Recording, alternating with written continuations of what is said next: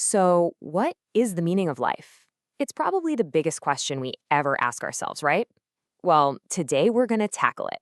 We're going to explore it through a story, kind of like a philosophical coaching session that, believe me, starts in a very unexpected place.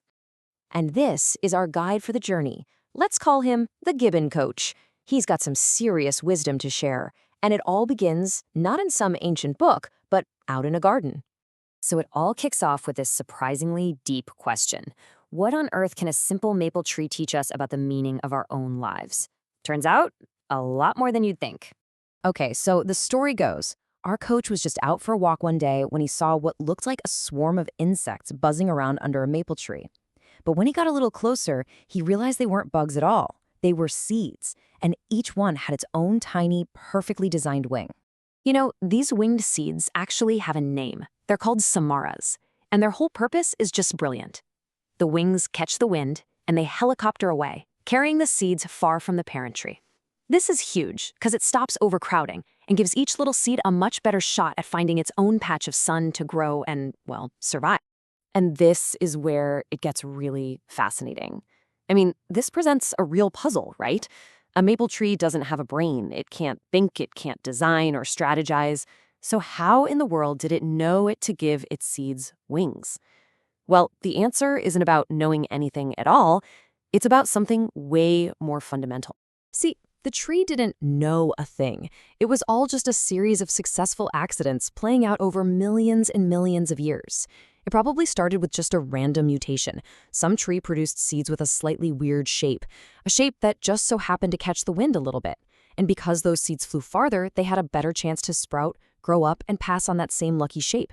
Generation after generation, this process just kept repeating, with nature favoring the best flyers, until eventually we got the perfect little helicopters we see today. And this really reveals a deep truth about our world, doesn't it? So much of what we see in nature that looks like some kind of intelligent design is really just the result of tiny, random accidents, repeated over and over and over for a very, very long time.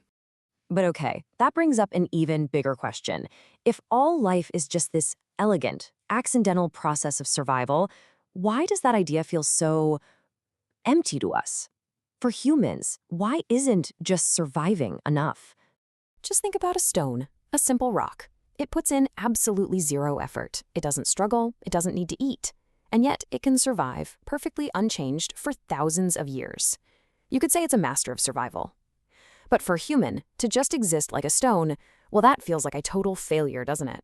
We strive, we work, we feel, we think. We have this deep gut feeling that life has to be about more than simply not dying. To really dig into that feeling, our coach takes us on a little trip. We're going to a small town in Italy called Orvieto, to a tiny cafe where he used to get the same €1 espresso every single morning. And there, he met this wonderful woman everyone called Grazie Nonna, which means thank you, Grandma. Why? Because she said thank you to everyone all day long. They'd chat about soccer. She was a massive AC Milan fan. And, sometimes they'd get to talking about life. So one day, he just went for it. He decided to ask her the question, the one we all wrestle with. He asked, "What is the meaning of life?" Her answer? Wow. It was so simple, but so profound. She just smiled and said, "Life has no meaning. Life is about coloring a meaningless world with memories." Think about that. Her point was, if life came with a meaning already written for us, where would the adventure be? So what does that actually mean, to color the world with memories? Well, it's about a huge shift in focus, moving away from just the final result and putting all the value on the process of actually getting there. Let me give you an example. Let's say you get €1,000,000. Winning it in a lottery and saving it up piece by piece through hard work, both end with the same amount of money in your bank account. But the memory, that feeling of accomplishment, the story you get to tell, it's completely different. One is just a flash of luck. The other is a story about your own effort. Or what about a mountain? You can drive to the top, or you can climb it with your own 2 legs. The view from the summit? Exactly the same. But the experience of getting there, the sweat, the burning muscles, the changing view with every single step, that's where the real memory's made. Or here's one more, we can all relate to this: music. Listening to your favorite song on your phone is great, but being at a live concert, feeling the bass vibrate in your chest, singing along with thousands of other people, that experience creates a memory. A simple recording just never could. You see the pattern here, right? Life's color, its richness, it doesn't come from avoiding hard things. It comes from embracing them. The struggle, the effort, even the discomfort, those are the pigments we use to paint our most meaningful memories. And this leads us to this really beautiful idea about our role in the entire universe. We're not just passive observers watching a show. We are the active creators. I mean, just think about it. The universe began as nothing, a void with no time and so no meaning. Then, boom, the Big Bang happens. Matter forms, stars ignite, planets take shape, and after billions of years of cosmic evolution, we show up. And as far as we know, we are the first part of this universe that can actually look back on itself and ask the question, why? And that's the ultimate takeaway. Meaning isn't some hidden treasure we have to find. It doesn't exist out there waiting to be discovered. Meaning is something we make.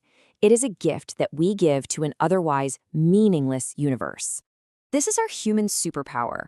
We're the ones who look up at a random collection of stars and see a hunter, giving it the name Orion. We name the flowers, we name the mountains, we create meaning through love. And we never, ever stop thinking and questioning and creating. So, the final piece of advice from our coach is this. Don't run from discomfort. See every single challenge as a paintbrush. Go out there and color your life with bold, vibrant, effort-filled memories. Because that's not just how you survive, that is how you truly live. Phew. All right, that's enough deep philosophy for one day. So, in the spirit of our Gibbon coach and Grazie Nana, let's go play some soccer. Thanks for hanging out with us today.